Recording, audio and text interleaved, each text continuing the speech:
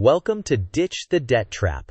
Fund a career change degree. In this video, we'll walk step by step through a realistic hybrid plan for working adults to earn a new degree without crippling loans. We'll focus on keeping income, studying part-time, and strategically funding your education to maintain stability while moving your career forward. First, we'll outline why a hybrid approach, working full-time while studying part-time, beats the traditional student model for many working adults. Next, we'll build your part-time schedule, then construct your savings buffer. After that, we'll unlock hidden benefits like employer tuition reimbursement. Then, we'll evaluate your return on investment and apply it to fields like library science, where an MLS may be required. We'll also walk through a sample 3-year plan, test your understanding with quick quizzes, and finish with actionable next steps. Before we dive in, a quick disclaimer. This video is for education only and is not financial, legal, or tax advice. Your circumstances and costs will vary by location, school, and employer. Please verify policies, deadlines, and eligibility with your institution, and consider speaking with a qualified advisor to tailor this framework to your needs. Now let's move into the hybrid strategy. This flowchart shows the core of the hybrid plan.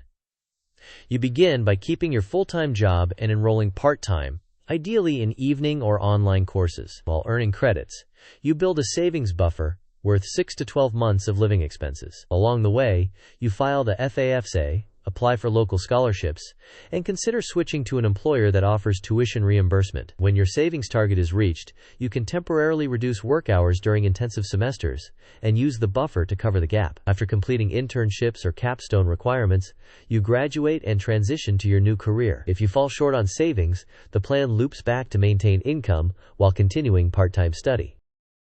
Now let's operationalize the part-time power play. Select programs at community colleges or state universities that cater to working adults. Target 6 to 9 credits per semester, which is enough to make progress without overwhelming your schedule. Prioritize evening, weekend, or online formats. Front-load general education or prerequisite courses to establish momentum and keep options open. Favor state schools for better affordability and support structures for mature learners. Keep consistent pace and consider summer sessions to smooth your timeline. Next, we build your financial war chest. Aim for 6 to 12 months of living expenses, often between $15,000 and $25,000, depending on your budget. Automate the process by funneling 15 to 30% of your net pay into a high-yield savings account. Reduce recurring expenses early to increase saving capacity. Apply windfalls like bonuses, tax refunds, or overtime to your buffer. The sequence matters. Saving first allows you to reduce work hours later during demanding semesters. Maintain a small emergency fund separate from your buffer so you do not derail progress. Here are example savings targets based on monthly living costs. Multiply your monthly expenses by 6, 9, or 12 to set your buffer range. Choose the level that fits your timeline and risk tolerance. As we transition, use this table to benchmark your personal goal and align it with your planned semester loads.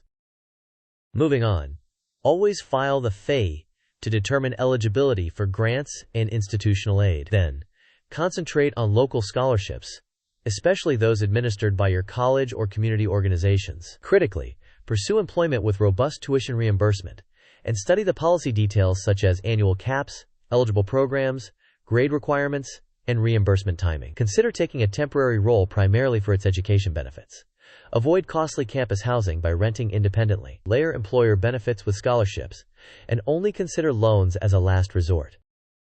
This pie chart illustrates a sample funding mix for a hybrid degree. The savings buffer accounts for roughly 30%, employer tuition reimbursement around 25%, ongoing work covers another 25%, scholarships and grants contribute about 15%, and minimal loans fill approximately 5%. Your actual percentages will vary, but the key idea is to diversify funding and minimize debt. Let's compare full-time school to the hybrid approach. Full-time study can accelerate coursework and provide more daytime availability, but it often involves losing income and increasing borrowing risk. Conversely, the hybrid path preserves income and benefits, reduces financial stress, and can significantly cut or eliminate high-interest debt. The trade-offs are a longer completion timeline and the need for disciplined time management. Overall, the hybrid model prioritizes sustainability and financial safety. Now let's talk ROI.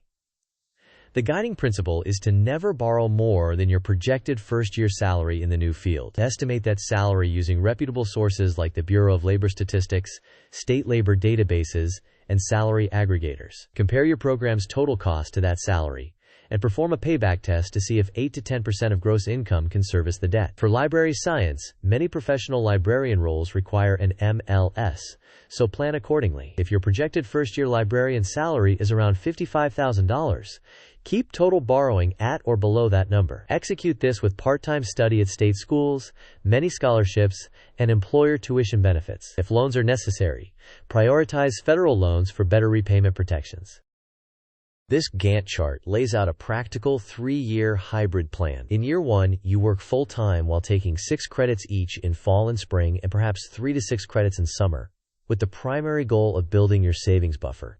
In year 2, if the savings target is met, you temporarily reduce to roughly 20 hours per week during intense semesters, while increasing credits to 9. During summer, you can return to 30 to 40 hours with lighter coursework. In year 3, you complete remaining courses and your internship or capstone, flexing work hours between 20 and 30 as needed. Milestones mark when you hit the savings goal, activate tuition reimbursement, and begin your internship.